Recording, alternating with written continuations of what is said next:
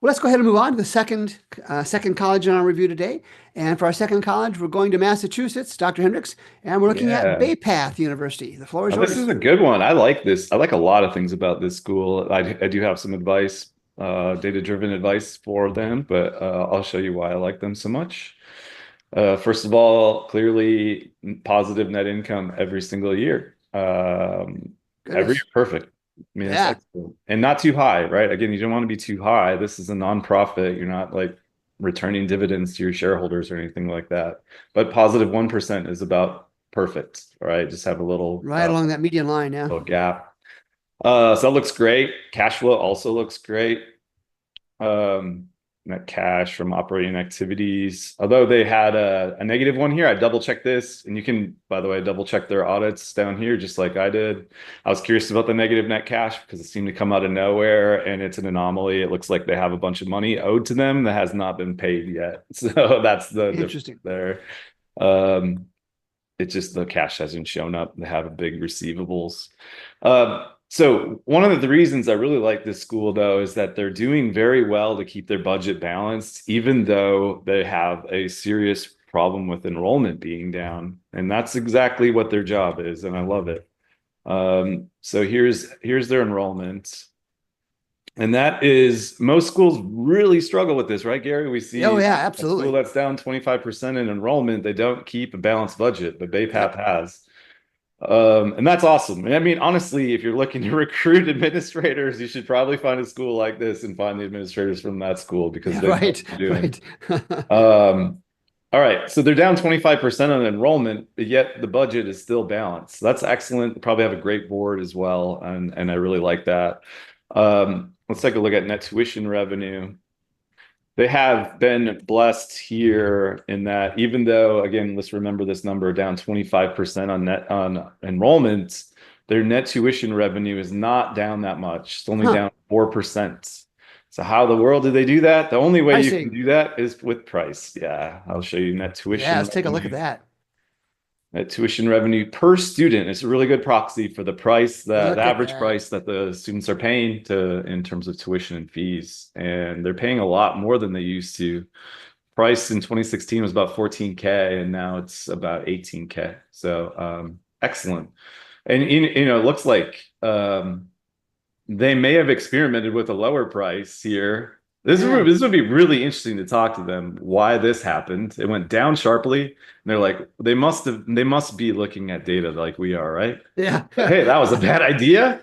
Exactly what the reason you use data and say, hey, let's not do that. Let's actually go the opposite way. And they did it, and good for them. They've been able to maintain a balanced budget because they've really offset the loss in enrollment by just charging a higher price. Or the other story could be that they're just getting more high income students to come, right, which pay a higher price just naturally. So it would be really interesting to talk to them.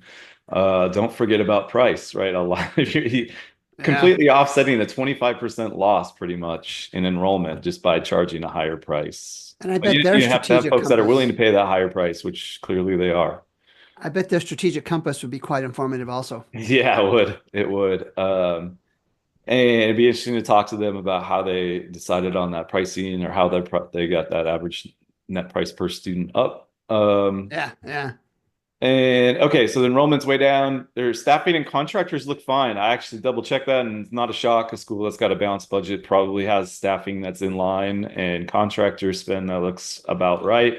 Here's one thing that one piece that might be useful for them, though. I'll show you some of their vendor contracts here. So here's BayPath. And notice there's remember again, what I'm looking for here is color Yeah. contracts that look high relative to their FTE enrollment and relative to their operating revenue. That's this last column. So in every year, they have this Google payment that is quite high. Huh. And remember, this is looking at all the advertising spend. So they actually have three different advertising contracts.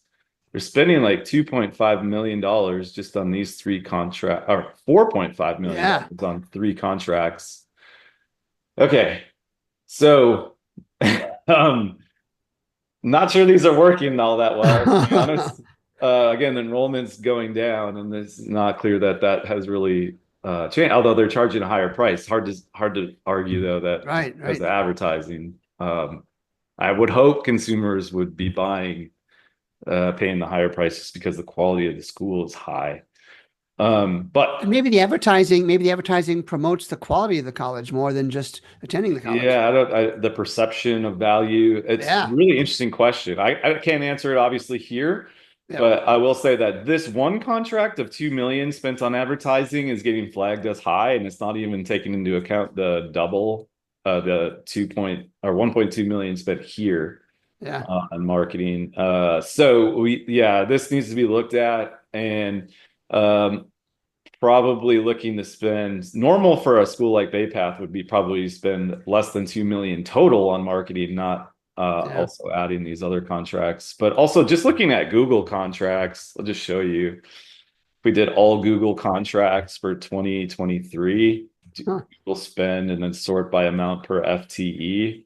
Yeah, Bay Path is what, fifth? One, two, three, Yeah. four, five, sixth overall nationwide on the database that I have. So it's very high. And you can see other schools that are quite a bit lower. Yeah, they might want to look into that contract. It's not a contract, probably. It's just spending on clicks, right? I mean, Look at the Southern New Hampshire number there. The total number 66 million. this That one, tells us something about yeah, their business model, they're doesn't it? huge. Yeah, this school is massive. They have 125,000 students. So, yeah, that's big business here. But Interesting. notice, so that's why it's key to break it out by FTE and break it out by Yeah. revenue. Yeah, that's a really high spend relative to their revenue, but it's a different model. I think this Yep. school has than Fascinating. compared to Bay Path. But yeah, I think it'd be worth a second look at all of those marketing contracts, consolidating them. I don't think it's actually all that common that schools are paying for Google clicks, which is, I suppose, what this Yeah. is. Yeah. Usually get a vendor that does marketing, and then the package includes the Google stuff. cost per click stuff. So all of this looks a bit odd. I'd look really closely at the marketing spend. And if you're getting your return, it doesn't, I mean, if the goal is to get increased enrollment, you're not getting your return. Um, and I don't know if I would give credit to the marketing team for being able to charge a higher price. That's Yeah. probably Yeah. just because you're a good school, right? Yeah. Yeah. But I don't know for sure. I'm just guessing. I just say spend some time looking at those marketing contracts. I'll send it back to you, Gary. Let's take a look then at graduation rates for Bay Path University. And okay, the threshold is 50%, and they're hovering around it. The average over the last 8 years is hovering right around that 50%. So if 100 students start at Bay Path 4 years ago, 50 of them graduate. Not great, but Matt, as you and I well know, most colleges, public and private, 4 year in all of the United States, more than half do not graduate even 50% of their students in 4 years. So somebody like Bay Path, which is right at that number, is at the threshold that is good. If you accept 50% as a graduation rate, we'll see a lot of colleges with higher rates than that, but 50% is nothing to write home about. Let's look at majors, and let's look at Bay Path on the majors. Somebody stole Bay Path. There we go. So 290 majors, and again, we can see where they're heavy. A little bit too heavy on business administration. Relying on one major for 30+% of your business is risky. What happens if some faculty members leave, or if somebody decides they want to take that business and start charging lower tuition for business management majors? There's some risk with that. And we look at the trends briefly, down a little bit for some of those majors. So again, these are the top, a diverse set of 64 majors that I have in the list. So this is not every single major that's out there. Bay Path is in Massachusetts. So let's take a look at Massachusetts. We'll change the state and look at the great state of Massachusetts. I got that one right. And let's take a look at a major. We still have criminal justice. So a lot of players in Massachusetts with criminal justice. Let's take a look at a different major just to be flexible. Let's look at accounting. And again, we're looking at market share. This is external market share. Who are the strong colleges with accounting and related services in the state of Massachusetts? Bentley, interestingly, Boston College. But look at the bit players. Look at the ones who have really, really small market shares. You have to wonder, Matt, what the quality of the program is by comparison to a college that has a handful or so of majors versus a college who has hundreds of majors in those areas. Again, that's the tool. We're just showing the capabilities today to show you what it looks like. So Bay Path University, pretty common mix of majors.